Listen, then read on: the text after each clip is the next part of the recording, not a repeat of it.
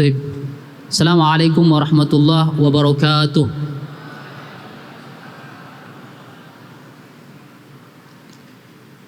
Alhamdulillahirabbil alamin. Wassalatu wassalamu ala Rasulillahi al-mab'uts rahmatan lil alamin wa ala alihi wa ashabihi ajma'in.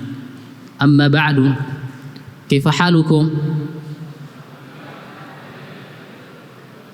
Kaifa siyamukum?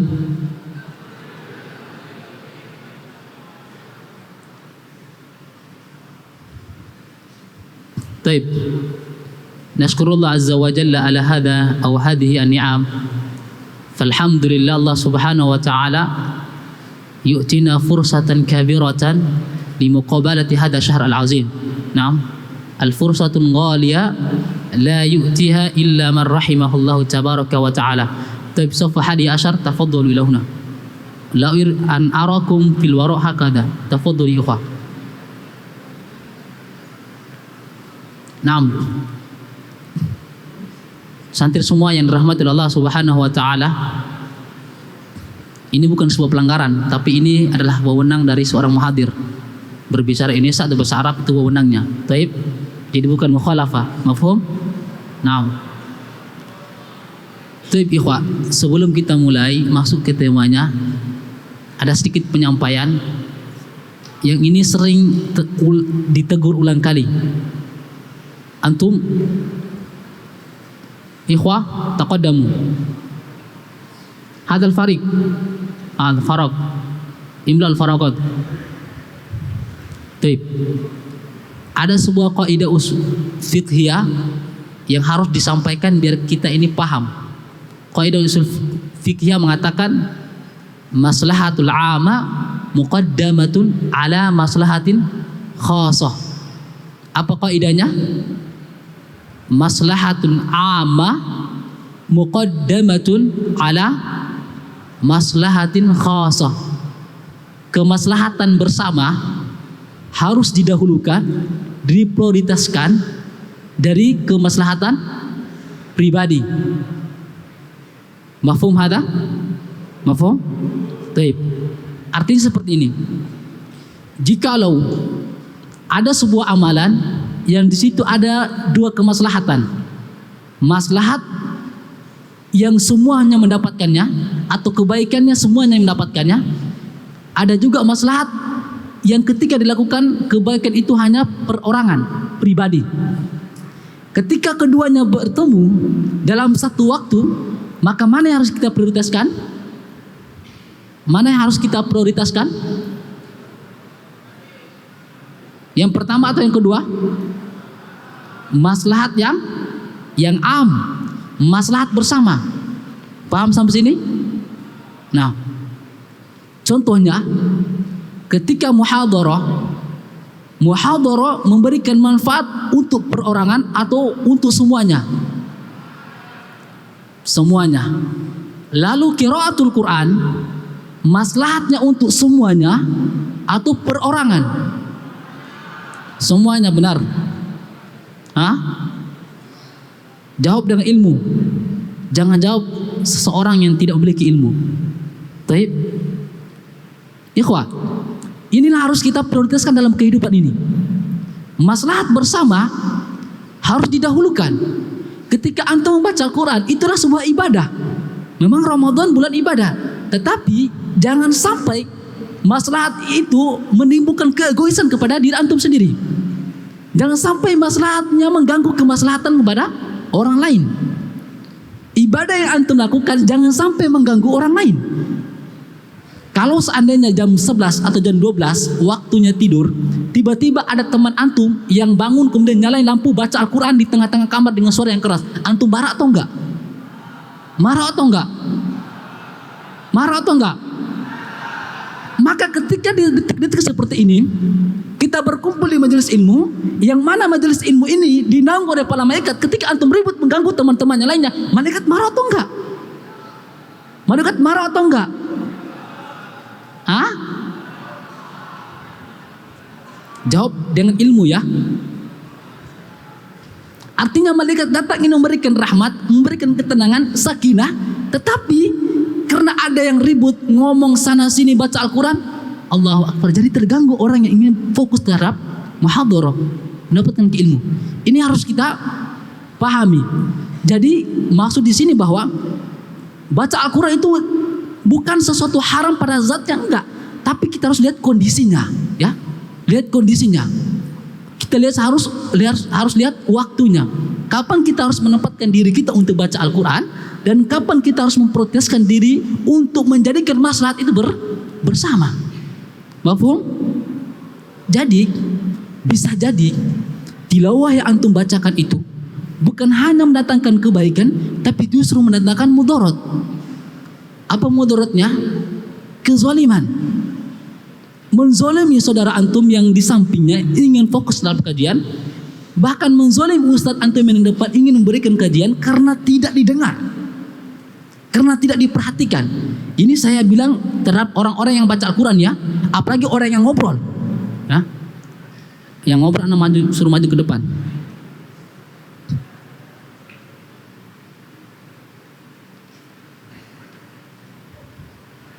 Taib. Sekarang kita lagi membahas bagaimana orang yang membaca Al-Quran saja disalahkan karena tidak menempatkan waktu dengan baik. Nah sekarang ketika dalam kajian ada yang ngobrol, ya, membaca Al-Quran yang notabene di bulan Ramadan ini mendapatkan kebaikan yang begitu berlipat ganda, itu saja dilarang karena kemaslahatan bersama harus didahulukan. Apalagi antum yang egois terhadap ngobrolnya antum, egois dengan sebuah pembahasan yang mungkin saja bisa ditunda tetapi ingin membahas ini. Ikhwah, intabi dengan kezaliman. Berhati-hati dengan kezaliman. Al-zulmu zulmatu yaumal qiyamah. Jadi urusannya bukan hanya antum sama ana. Ketika antum ngobrol, ketika antum baca Al-Quran kemudian mengganggu orang yang lainnya, mengganggu kajian, urusannya bukan antum sama ana. Urusannya bukan antum sama IJT, urusannya bukan antum sama ustadz lainnya ketika menegur selesai, enggak. Tetapi di yaumil qiyamah nanti akan dipertanyakan tentang keilmuan antum bahwa ini tidak baik, kenapa dilakukan. La tazulu qadama 'abdi yaumil qiyamah hatta yus'al an berapa? 4 perkara yang akan ditanyakan oleh seorang hamba pada hari kiamat. Yang ketika manusia dikumpulkan yang pertama kali ditanya adalah 4. Yang salah satunya tentang ilmu antum. An ilmi ma amila fihi. Bagaimana ilmu yang didapatkan? Apakah sudah diamalkan atau belum? Hati-hati. Jangan sampai ilmu yang antum dapatkan ini bukan menjadi syafaat antum, tapi ya menuntut antum sehingga yang ditakutkan bahwa ilmu yang kita dapatkan mendatangkan kemurkaan Allah, bukan kebaikan. Ikhwat, kita tahu bahwa menuntut ilmu memiliki kefadilah yang sangat besar, keutamaan yang sangat besar. Tapi ingat, ketika ilmu itu kita tidak manfaatkan dengan baik, jangan sampai mudarat yang lebih besar yang akan mendatangkan kepada diri kita. Fahimtum hada? Mafhum? Sehingga ketika ulama berbicara panjang lebar tentang thalabul ilmi, yang mereka kedepankan pertama adalah adab, maka 3 hal pokok yang harus ada pada seorang penuntut ilmu: adabnya terhadap dirinya sendiri, adabnya terhadap ilmu, dan adabnya terhadap ustadznya. Ini harus dikedepankan. Kalau ini tidak ada, jangan menganggap diri antum sebagai penuntut ilmu. Innama yakhshallaha min ibadihil ulama. Orang yang dikatakan seorang penuntut ilmu yang berilmu adalah ilmunya menjadikan dia takut kepada Allah Subhanahu wa taala. Sehingga tidak heran ketika Allah Subhanahu wa taala mengangkat derajatnya, yarfa'illahu alladziina aamanu minkum walladziina utul ilma darajat. Allah mengangkat derajatnya dari orang-orang yang berilmu. Tidak heran ketika Nabi sampai mengatakan al-ulama'u warathatul anbiya. Para ulama adalah pewaris-pewarisnya Nabi. Tidak heran seorang penuntut ilmu ini, Nabi SAW sampai mengatakan bahwa mereka itu pewaris-pewaris Nabi. Ya. Dan Nabi tidak mewariskan dirham dan dinar. Wa innama warathu al-ilm. Faman akhadaha faqad akhadha bihadin wafir. Barang siapa yang mengambil ilmu ini, maka mereka sungguh telah mengambil sebuah bagian yang sangat besar dari agama ini. Ilmu, ikhwah. Ketika kita memanfaatkan dengan baik, maka mendatangkan kebaikan yang sangat besar. Man salaka tariqan yaltamisa bihi ilman, sahalallahu lahu tariqan ilal jannah. Ilmu hanya sekedar sedikit sedikit bersusah payah, yaltamis. Apa makna yaltamis? Yaltamis, sedikit menyentuh. Artinya sedikit bersusah payah saja Allah ganjar dengan surga. Apalagi antum yang pindah dari Bekasi ke sini, dari luar pulau ke sini, ya, sekedar bersusah payah sedikit saja Allah ganjar dengan surga. Maka lihatlah dan perhatikanlah jalan-jalan antum, lorong-lorong yang antum telusuri dari Sakan ke masjid ke madrasah, itu lorong antum ke surga. Itu ketika antum benar-benar memanfaatkan ilmu antum dengan baik. Syaratnya tadi diamalkan. Maka setiap apa yang antum dapatkan akan diminta pertanggungjawaban. Ketika dikatakan bahwa adab seorang tulabul ilmi adalah mendengarkan apa yang dibicarakan ustadz, antum tahu tapi antum langgar, intabi, hati-hati. Bukan masalah antum sama anak, enggak, sama Allah nantinya. Karena itu ilmu diminta pertanggungjawaban. Dari huruf alif sampai ilmu yang sebesar apapun diminta pertanggungjawaban. Paham? Antum tahu bahwa sholat itu rawatib memiliki kedudukan yang besar, tetapi antum tunggu JT dulu baru bisa gerak dan sholat, intabi. Bukan kepada JT dan bukan kepada mahat ini, intabi. Antum sama Allah nantinya. Paham? Paham?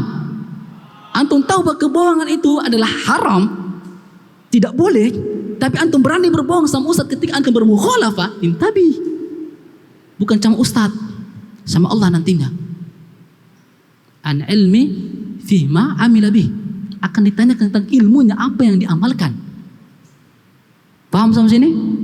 Sehingga ana harapkan bahwa kajian-kajian berikutnya jangan sampai ada yang rame sendiri, ada yang ngobrol sendiri, atau ada yang baca Al-Quran sendiri. Prioritaskan maslahat bersama daripada maslahat sendiri. Al-maslahatul amma muqaddamatu ala maslahatin khasat. Sebagai sekedar pengantar, kita masuk ke materi tentang hadaf atau tujuan orang-orang yang bertakwa, orang-orang yang melaksanakan amal ibadah puasa. Ya ayyuhalladzina amanu kutiba alaikumusiyam kama kutiba alal ladzina min qablikum la'allakum tattaqun.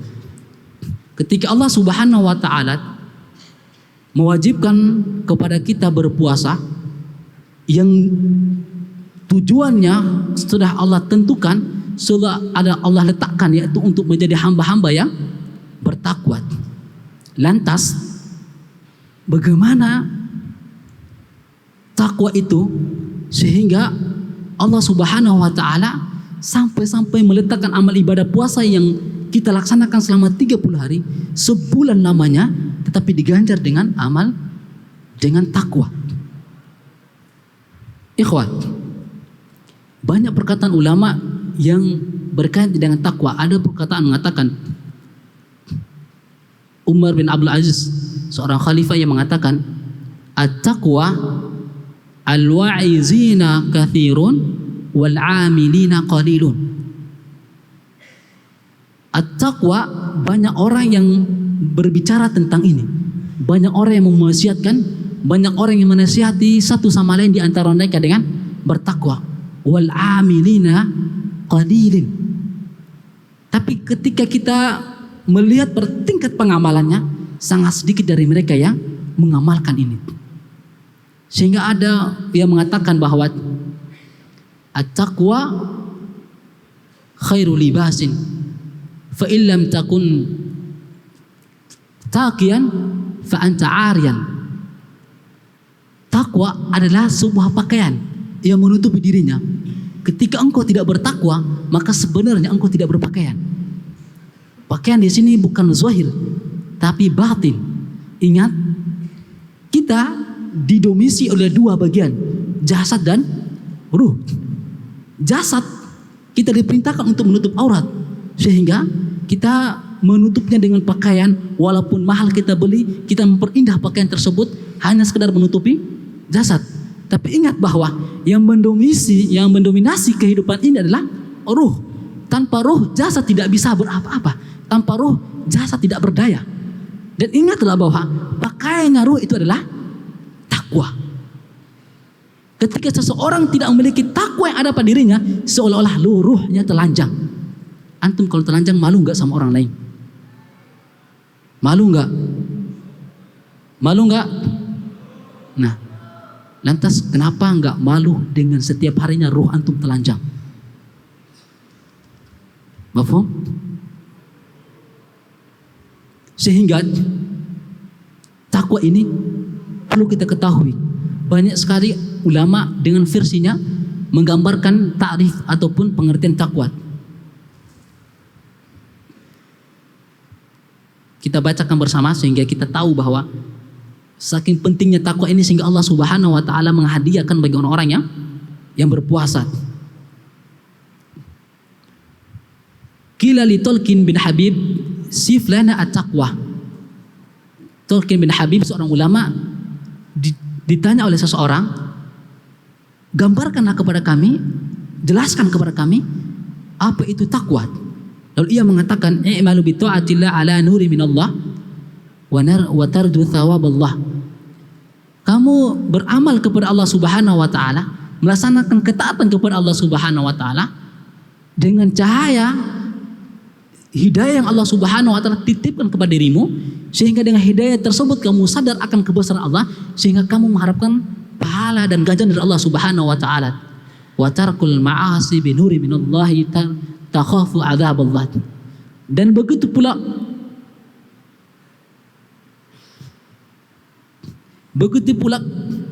kalian meninggalkan kemaksiatan karena atas hidayah yang Allah Subhanahu wa taala titipkan kepadamu. Dengan hidayah tersebut kamu sadar akan pedihnya Allah Subhanahu wa taala, sehingga kalian takut dan menjauhi maksiat tersebut. Ingat, di sini Tolkien mengatakan bahwa takwa itu adalah kita menjalankan perintah Allah Subhanahu wa taala dengan hidayah yang Allah titipkan kepada kita. Sehingga pengertiannya bahwa ketika Allah Subhanahu wa taala mewajibkan kita berpuasa selama 30 hari penuh, menahan semua apa yang membatalkan puasa, meningkatkan amal ibadah kepada Allah Subhanahu wa taala dengan ganjaran-ganjaran yang sudah kita ketahui, dengan keutamaan dan fadilah-fadilah yang telah dijelaskan oleh Allah Subhanahu wa taala dan Nabi-Nya sallallahu alaihi wasallam. Itu semuanya semata-mata bukan sekadar 1 bulan ke depannya, tetapi ibadah yang kita lakukan di Ramadan ini menentukan nasib kita seumur hidup. Menentukan nasib kita paling tidak 11 bulan ke depannya sebelum Ramadan yang baru datang menemui kita. Karena takwa itu, kata Tolkien ini adalah seorang ulama besar, adalah kita senantiasa beribadah kepada Allah Subhanahu wa taala dengan hidayah yang Allah titipkan kepada kita. Sehingga Ramadan ini mengajarkan kepada kita tentang tarbiyah. Ramadan mengajarkan kepada kita untuk melatih diri kita beribadah kepada Allah Subhanahu wa taala, sehingga ketika Ramadan ini pergi, diri kita sudah terbiasa beribadah kepada Allah Subhanahu wa taala. Ketaatan dengan hidayah yang Allah titipkan tetap kita jalankan. Dan tidak lupa pula dengan hidayah itu kita tahu bahwa azab Allah sangat pedih dan kita tidak mungkin untuk menahannya. Sehingga dengan ingatan kita dengan azab Allah Subhanahu wa taala, kita menghindari itu. Itulah hakikatnya Allah Subhanahu wa taala mengajarkan kita untuk berpuasa 1 bulan penuhnya. Karena takwa sebagai benteng kita dalam menjalankan amal ibadah dan menjauhkan kita daripada kemaksiatan. Qala Hasan rahimahullah, at-taqwa ma waqara fil qalbi wa sadaqahul qawlu wal fi'lu. Takwa itu sesuatu yang ada dalam hatinya, lalu yang membenarkan apakah takwa itu adalah dalam dirinya atau tidak, terlihat dari perkataannya, terlihat dari perbuatannya. Sehingga perilaku antum sehari-hari ada di mahat ini, atau di luar, di rumah, atau dimanapun antum berada, sebenarnya semua perilaku ini menggambarkan sifat takwa yang ada dalam diri kalian. Ketika senantiasa mengucapkan kalam fahish, menjadi pertanyaannya, takwa hadir dalam diri antum atau enggak? Ketika berani berbohong kepada ustadznya, menjadi pertanyaannya, takwa hadir dalam diri antum atau enggak? Jangan sampai puasanya menjadi sia-sia. Paham? Karena yang membenarkan takwa wasadaqahul qaulu wal fi'lu, yang membenarkan takwa ada dalam dirinya, ada dalam hatinya adalah perkataannya dan perbuatannya. Apakah takwa yang sempurna kepada Allah Subhanahu wa taala? Lihat apa saja ucapannya sehari-hari, apa saja perkataannya. Apakah takwa ini benar-benar sempurna dalam kehidupannya? Lihat muamalahnya bersama orang, bersama temannya. Lihat muamalahnya bersama ustadznya, muamalahnya bersama keluarganya. Itu mencerminkan bagaimana takwa yang kita usahakan selama sebulan ke depan ini. Sehingga Al-Hafiz Ibn Rajab rahimahullah mengatakan, aslu taqwa an yaj'ala al-'abdu bainahu wa baina ma yakhafu wa yahdharu. Takwa menjadikan seorang hamba berhati-hati kepada sesuatu yang membinasakannya. Wiqayatan taqihi min dzalik wa huwa fi'lu ta'ati wa jinabi ma'asihi. Sebagai penguatan dirinya, sebagai benteng untuk dirinya, sehingga dia bisa bersemangat untuk melaksanakan amal ibadah kepada Allah Subhanahu wa taala, dan dia juga dengan mudah meninggalkan larangan dari Allah Subhanahu wa taala. Maqala Syekh Utsaimin rahimahullah, at-taqwa fusirat bi'idatin tafasir wa ahsanu an yuqal. Banyak orang, kata Syekh Utsaimin, banyak orang yang berbicara tentang takwa, banyak orang berpendapat dan memberikan komentar tentang takwa. Tetapi yang paling baik dan yang paling bagus ketika kita berbicara tentang takwa, katanya, inna taqwa ittikhadu wiqayati min adabillah bi fi'l wa amarihi wa jinabi nawahihi.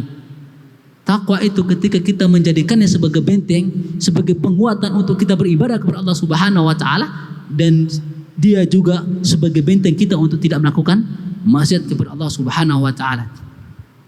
Sehingga dari perkataan ulama ini harus kita sadari bahwa ternyata takwa ini bukan kita jaga dari Ramadan awal sampai Ramadan akhir. Tapi sebenarnya dari Ramadan awal sampai Ramadan akhir kita membangun takwa. Kita sedang menghadirkan takwa dalam kehidupan kita. Sehingga keluar dari Ramadan, takwa itu muncul dalam kehidupan kita. Sehingga Allah mengatakan la'allakum, la'alla. Apa kata la'alla? Semoga. Bukan terjadi, tapi semoga. Dengan amal ibadah yang sudah kalian lakukan, semoga kalian menjadi bertakwa. Takwa itu adalah hadir dalam kehidupanmu, sehingga menjadi benteng pertahananmu, sehingga tidak mudah terprovokasi oleh syaitan, tidak mudah diganggu, dibisiki, diwaswas oleh syaitan, ataupun dengan teman yang ingin menyesatkan antum untuk bermukhalafah, baik itu nizumat atau mukhalafah syariat. Ini tujuannya. Dari sini, maka dari sekarang kita jaga, kita koreksi diri kita. Dari Ramadan sampai saat ini, hampir mendekati pertengahan. Kalau 29 hari berarti ini adalah pertengahan Ramadan.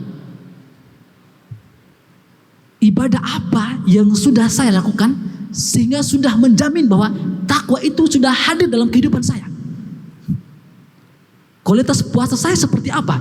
Apakah hanya sekadar menahan lapar dan dahaga, atau puasa sudah menahan saya dari hal-hal yang diharamkan Allah Subhanahu wa taala saja?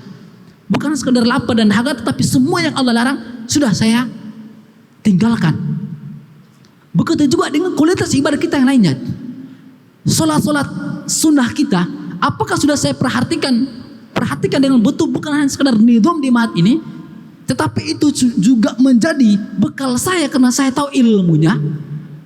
Sudah saya tingkatkan atau belum, atau masih bergantung kepada ustadz yang mengarahkannya untuk sholat, atau anggota JT yang mengarahkan sholat? Harus kita pertanyakan tilawahnya sampai mana kita istiqomah dengan Al-Quran. Karena dari ibadah yang kita lakukan ini, proses kita menciptakan takwa hadir dalam kehidupan kita.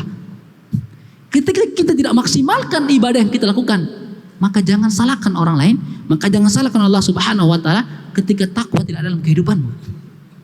Maka rugi. Ruba shaim laisa min siyami illa ju' wal atas.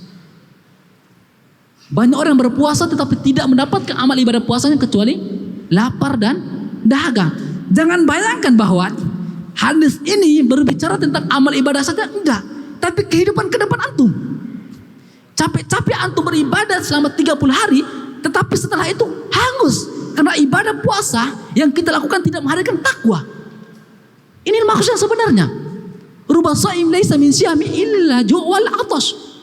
Usaha yang ia lakukan, amal ibadah yang ia jalankan, lapar dahaga yang ia tahan selama ini, tetapi tidak menemukan rasa takwa, itulah kerugian yang sangat besar. Bukan hanya sekedar mendapatkan pahala Allah Subhanahu wa taala. Ketika kita hanya ingin mendapatkan pahala, banyak jalannya. Bukan hanya di Ramadan saja. Di luar Ramadan Allah Subhanahu wa taala sediakan pahalanya. Tapi ingat, takwa itu yang paling penting. Takwa yang paling penting. Ini harus kita usahakan.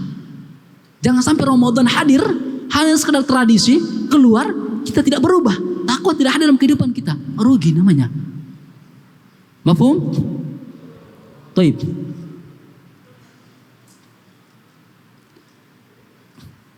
Maratibut taqwa, ada tingkatan-tingkatan takwanya. Qala Ibnu Qayyim rahimahullah, at-taqwa thalathu maratib. Takwa itu ada tiga tingkatan. Yang pertama, himayatul qalbi wal jawahri anil athami wal muharramat. Tingkatan yang pertama adalah menjadikan ataupun menjaga hati dan seluruh anggota badan dari apa yang diharamkan Allah Subhanahu wa taala. Menjaga hati dan menjaga seluruh tubuh dari dosa-dosa yang telah Allah haramkan untuknya. 7 anggota tubuh, 2 mata, 2 telinga, hidung, 2 kaki, 2 tangan, perutnya jangan sampai dimasukin hal yang haram, kemudian yang terakhir kemaluannya. Harus dijaga. Itu tingkatan yang pertama. Menjaga agar tidak terjerumus dalam hal-hal maksiat ataupun hal-hal yang diharamkannya. Wa tsaniyah himayatu 'anil makruhat. Yang kedua, menjaganya agar tidak terjerumus ke dalam hal-hal yang dimakruhkan oleh Allah Subhanahu wa taala. Dan yang terakhir, wa himayatu 'anil fuduli wa ma la ya'ni. Menjaganya dengan hal-hal yang sebenarnya mubah tapi tidak memberikan manfaat kepadanya. Mafhum? Berbicara yang banyak setiap waktu mubah, ngomong bercanda sana sini mubah, tetapi tidak memberikan manfaat yang banyak. Ketika orang itu bertakwa, dia menghindari itu, lebih mementingkan hal-hal yang mendatangkan manfaatnya. Yang kedua, dia menjaga hal-hal yang dimakruhkan Allah Subhanahu wa taala. Memang makruh itu tidak dosa, tapi ingat bahwa kita semuanya ingin mendapatkan cintanya Allah Subhanahu wa taala. Dan makruh, apa artinya makruh? Sesuatu yang dibenci oleh Allah Subhanahu wa taala. Menjadi pertanyaannya, kita ingin mendapatkan cintanya Allah Subhanahu wa taala, tapi sampai saat ini kita masih menjalankan hal-hal yang dibenci oleh Allah Subhanahu wa taala. Menjadi makruhnya Allah Subhanahu wa taala. Memang tidak dosa, tapi ingat bahwa itu Allah tidak cinta. Sedangkan kita mengejar cintanya Allah Subhanahu wa taala. Yang paling tinggi adalah senantiasa menjaga diri dan hatinya dari hal-hal yang Allah Subhanahu wa taala haramkan kepadanya. Fal-ula tu'til 'abdu hayatahu. Tingkatan pertama, menumbuhkan kehidupan bagi seorang hamba bukan hanya pada jasadnya, tapi yang paling penting ruhnya dihidupkan dengan menjaga dirinya agar tidak terjumus ke dalam hal-hal yang diharamkan oleh Allah Subhanahu wa taala. Wa thaniya tufiduhu sihatahu wa quwwatahu. Dan yang kedua, memberikan kebugaran tubuh, memberikan kekuatan kepada tubuh, bukan hanya sekedar jasadnya, tetapi rohaninya diperhatikan.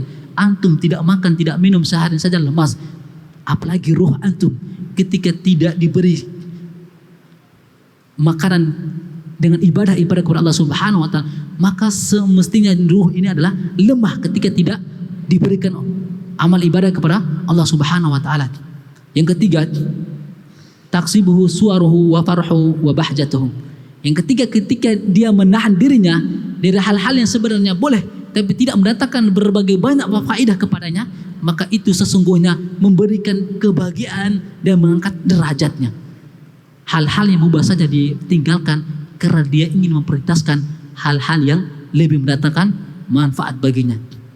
Sehingga takwa yang harus kita jaga adalah at-taqwa syarafud dunya wal akhirah. Takwa itu adalah sebab kita meraih kemuliaan dunia dan akhirat. Ketika seorang budak yang hadir pada zaman Nabi Shallallahu Alaihi Wasallam yang tidak dianggap kehadirannya, tetapi olehnya Allah Subhanahu Wa Taala berikan ketakwaan, maka budak tersebut dimuliakan Allah Subhanahu Wa Taala di seluruh penjuru dunia. Bilal bin Rabah yang tidak dianggap oleh bangsa Arab, tetapi takwa itu hadir dalam kehidupannya, Allah muliakan kehidupannya. Maka antum juga sama. Hari ini antum menuntut ilmu yang Allah Subhanahu wa taala janji mengangkat derajat antum.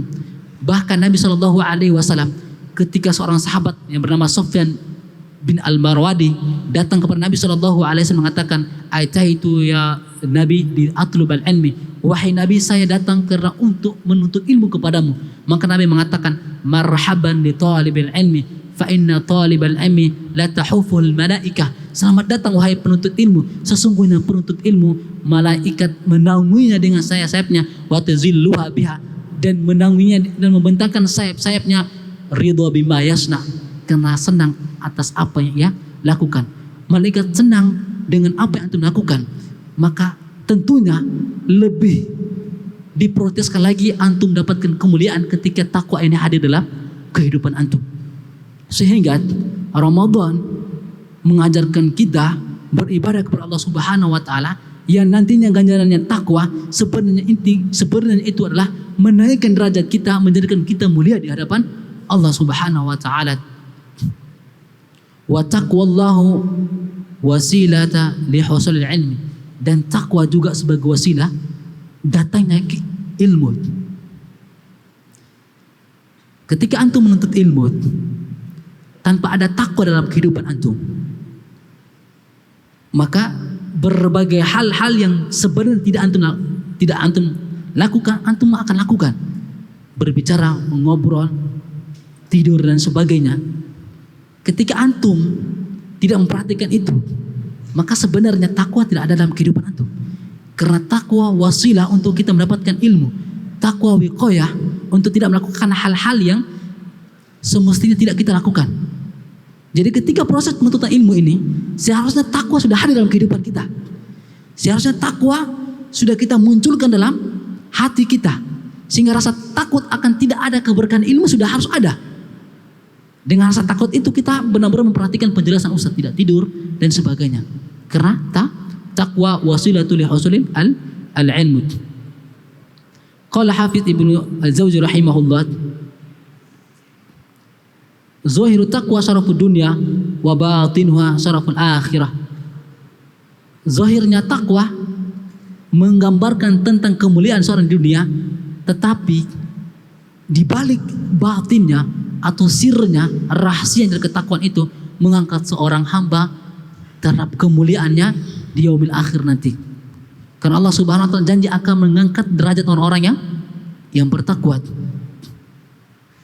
Qala Sufyan Ats-Tsauri, ketika seorang bertakwa, usibaka bi taqwallah fa innaka in atqaitallah kafakan nas wa in atqaitan nas lam yughna anka minallahi syai'an fa alayka bi taqwallah.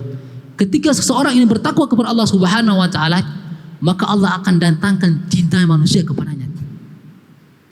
Fa in atqaitan nas, tetapi ketika kalian takut kepada manusia, lam yaghnu anka minallah, mereka tidak akan memberikan pembelaan ketika Allah Subhanahu wa taala mendatangkan kemurkaan kepadamu. Ya wadul mujrimu law yaftari min adabi yaumi idzin bibani. Ketika antum sampai saat ini tidak takut kepada Allah Subhanahu wa taala karena manusia, ingat bahwa manusia tidak akan mendatangkan pembelaan kita di hadapan Allah Subhanahu wa taala. Bahkan digambarkan Allah Subhanahu wa taala, ya wadul mujrimu law yaftadi min adabi yaumi idzin bibani. Seseorang pendosa ketika ditampakkan di hadapannya neraka dan adab Allah Subhanahu wa taala, ya wadu, bukan yuhibbu, ya wadu, al-mawaddah, al-wadud, tingkat di atasnya kecintaan, al-mahabbah tsumma wadud, wadud di atas. Ya wadul mujrimu, seorang pendosa ini sangat menginginkan, sangat mencintai akan menggantikan dirinya oleh seorang anaknya. Ya wadul mujrimu law yaftadi min adabi yaumi idzin bibani. Dia akan datang kepada Allah Subhanahu wa taala dan berkata kepada Allah Subhanahu wa taala, ya Allah, ini anakku, masukkan ia ke dalam neraka, azabkanlah ia dan bebaskan saya. Ya wadul mujrimu law yaftadi min adabi yaumi idzin bibani. Seorang ayah rela menggantikan dirinya dengan anaknya, rela memasukkan anaknya ke dalam neraka sehingga ia terbebas olehnya. Ingat, ini seorang ayah dengan anaknya. Apalagi antum yang baru kenal di pondok ini. Apalagi antum yang baru kenal tahunan belakang ini. Ingatlah bahwa ketika sampai detik ini, ketakutanmu kepada manusia melebihi takutmu kepada Allah Subhanahu wa taala. Teman bermukhalafah, tapi antum tutupi. Saling bekerja sama menutupi mukhalafahnya karena takut teman antum mendapatkan iqab dan sebagainya. Ingat, jangan sampai kalian saling menuntut. Seorang ayah saja ingin memasukkan anaknya ke dalam neraka, apalagi sesama teman dengan teman lainnya.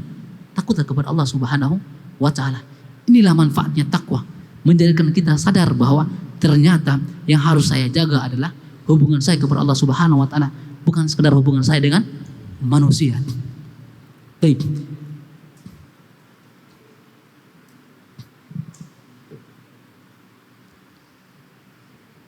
At-taqwa, qala Syekh Ibnu Taimiyah rahimahullah, lillahi dhamana lil muttaqina an yaj'alahum makhrajan mimma yadhiqu 'alan nas. Takwa sebenarnya Allah Subhanahu wa taala menjanjikannya untuk memberikan sebuah jalan keluar bagi kesempitan kehidupan mereka. Wa an yarzuqahum min haitsu la yahtasibun. Dengan takwa pula Allah Subhanahu wa taala memberikan rezeki kepada mereka dari arah mana saja yang tidak disangka-sangka. Fayadfa'u anhum ma yadurruhum. Dengan takwa itu Allah Subhanahu wa taala mengangkat mudarat yang menimpa, yang hampir menimpa mereka. Wa yajlibu lahum ma yahtajuna ilaihi, dan memberikan apa-apa yang mereka butuhkan. Fa idza lam yahsul dzalika dalla ala anna fi taqwa khalal. Ketika seseorang tidak mendapatkan dari kehidupannya hal-hal tersebut, maka ada khalal, ada yang kurang daripada takwanya. Falyastaghfirillaha wal yatub ilaihi, maka beristighfarlah kepada Allah Subhanahu wa taala dan bertobat kepadanya. Wa man lam yaqif inda amrillahi wa nahyihi falaysa minal muttaqin. Dan barang siapa yang sampai detik ini belum menegakkan apa yang Allah Subhanahu wa taala perintahkan dan terjerumus terhadap apa yang Allah larang, maka dia bukan termasuk golongan orang-orang yang bertakwa. Al-mu'min as-salih at-taqi yakun mubarakan aina makana. Karena sesungguhnya orang yang bertakwa, dia mendapatkan keberkahan di mana saja ia berada. Mubarakan ala ahlihi, mubarakan ala ashabi, la yusma'u minhu illa al-qawla sadid. Seorang bertakwa tidak didengarkan kepadanya atau didengarkan darinya kecuali perkataan-perkataan yang baik, kecuali perkataan-perkataan yang benar. Wala yahsulu minhu illa al-ihsan. Dan seorang bertakwa tidaklah kita bergaul dengannya kecuali kebaikanlah yang kita dapatkan. Fatajidu laisa bita'an wala la'an wala fahis wala badi. Maka ketika kamu bermuamalah kepadanya, kamu tidak mendapatkannya dia orang-orang yang senantiasa membicarakan keburukan-keburukan lain, atau dia orang-orang yang bukan senantiasa mengeluarkan kalam-kalam fahish, atau wala badi, tidak mengolok-olok temannya. Inilah pentingnya takwa, mengontrol dirinya. Yang sampai detik ini kita belum bisa mengontrol diri kita. Ingat bahwa hakikat kita berpuasa adalah menghadirkan takwa, yang takwa itu menghadirkan benteng dalam kehidupannya. Fa idza kana yaumi shaumi ahadikum fala yarfuth wala yaskhab. Ketika seseorang itu berpuasa, maka jangan sekali-sekali mengeluarkan kata-kata yang kotor atau mencela seseorang atau memancing keributan. Bahkan jangan sampai keluar darinya kalam-kalam fahish. Fa in sabahu, bahkan ada orang yang mencaci makinya sekalipun, mengajak berantem sekalipun, au qatalahu falyaqul inni bi'in shaim. Adabnya dia hanya sekedar mengatakan saya sedang berpuasa. Man lam yada' qawla zur wal 'amala bih falaysa lillahi hajatun min an yada' ta'ama wa syarabahu. Barang siapa yang ketika berpuasa tidak meninggalkan perkataan yang dusta, tidak meninggalkan kalam-kalam fahish, maka Allah tidak mempedulikan puasanya. Dari sini juga menggambarkan kepada kita harus berhati-hati. Seharusnya amal ibadah puasa ini mengajarkan kita, mendidik kita untuk mengontrol lisan ini. Karena dengan kita tidak mengontrol lisan, maka amal ibadah kita sia-sia. Falaisa lillahi hajatun fin an yada'a ta'amahu wa syarabahu. Allah tidak mempedulikan dari meninggalkan dia dari makan dan minumnya. Artinya bahwa semenjak berpuasa dia meninggalkan hal-hal yang diharamkan Allah Subhanahu wa taala, kalam-kalam fahisnya, maka sebenarnya ia dilatih sehingga ketika Ramadan itu berlalu, maka kebiasaan itu tetap ia jalankan karena takwa hadir dalam kehidupannya. Takwa hadir dalam dirinya. Maksud dari sini adalah apa? Adalah puasa ini mendidik kita akan muraqabatullah. Puasa mendidik kita akan Allah Subhanahu wa taala senantiasa mengawasi kita. Bukankah ketika Ramadan kita tidak diam-diam membatalkan puasa karena kita tahu bahwa itu adalah sebuah hal yang haram? Mungkin saja kita masuk ke hamam lalu minum dan bisa kita lakukan, tapi kita tidak lakukan itu. Sebenarnya itu adalah pendidikan muraqabatullah. Pendidikan tentang bagaimana Allah Subhanahu wa taala muraqabah, mengawasi kita. Lantas ketika dalam keadaan puasa saja kita menghadirkan muraqabatullah, maka seharusnya di luar puasa muraqabatullah itu juga harus tetap ada dalam kehidupan kita. Sehingga orang-orang yang sukses amal ibadah puasanya, berhasil daripada ibadah puasanya, maka dalam kehidupannya dia menghadirkan muraqabatullah, sehingga apapun mukhalafahnya ia hindarkan itu. Bentuk-bentuk mukhalafah yang sampai detik ini dia sembunyi dalam kamarnya, dia sembunyi dalam lemarinya, hal-hal haram yang dia sembunyi, yang ia katakan bahwa ustaz tidak mengetahuinya, yang ia menyangka bahwa muslimnya pasti tidak akan mengetahuinya. Tetapi ingatlah bahwa dalam keadaan antum seperti ini, Allah Subhanahu wa taala sedang muraqabah, sedang mengawasi antum. Ustaz antum, muslim antum tidak mengetahuinya, tapi ingatlah bahwa Allah Subhanahu wa taala melihat antum. Allah Subhanahu wa taala dengan ilmunya mengawasi antum. Maka hakikatnya bahwa ketika kita melakukan kemaksiatan lalu melakukan sebagian mukhalafah,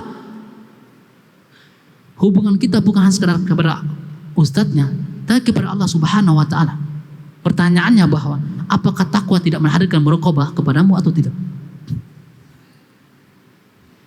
Sehingga untuk menghadirkan muraqabatullah, sehingga kita istiqomah kepada Allah Subhanahu wa taala, maka dari sini kita memiliki kesempatan 2 pekan ke depannya. Jaga baik-baik amal ibadah puasa. Bukan sekedar kita menahan lapar dan haus, tetapi hal-hal yang diharamkan paling tidak kita mengurangi populasi orang-orang yang beristiqomah kalam fahish di pondok kita ini. Kita mengurangi populasi tangan-tangan yang ringan mencoret-coret kalam-kalam yang tidak bagus di pondok ini. Ramadan kita harus manfaatkan itu sebagai tadrib, sebagai tarbiyah, sebagai pendidikan untuk meninggalkan hal-hal yang kebiasaan buruk kita di mahat ini. Ramadan hadir untuk tarbiyah kita. Kalian siap untuk tarbiyah di Ramadan atau enggak? Siap atau enggak? Siap? Nah, kalau seandainya siap, manfaatkannya 2 pekan tersisa ini, sehingga takwa bisa kita dapatkan di akhir Ramadan ini. Di shaimina farhatan yafrah inda fitri wa yafrahu inda liqa'i rabbih. Bagi orang yang berpuasa disediakan 2 kegembiraan. Gembira ketika dia berbuka puasa, atau bergembira ketika datang lebaran, ketika telah menyelesaikan amal ibadah puasanya. Wa inda liqa'i rabbih lisiyami, bergembira ketika berjumpa dengan Allah Subhanahu wa taala, mengambil langsung hadiah amal ibadah dari Allah Subhanahu wa taala. Semoga kita semuanya mendapatkan 2 kebahagiaan itu. Wa nas'alullah al-afiyah was salamah wa nas'alullah mubarakan fi hadha syahr al-mubarak. Mungkin ini dapat disampaikan. Kita tutup doa kafatul majelis. Subhanakallahumma wa hamdika asyhadu an la ilaha illa anta astaghfiruka wa atubu ilaik. Dan terakhir, ingat, setiap kali kajian tolong ilmu dimanfaatkan. Tidak ada yang berisik dan tidak ada yang baca Al-Quran. Ilmu diterapkan. Baik. Assalamualaikum warahmatullahi wabarakatuh.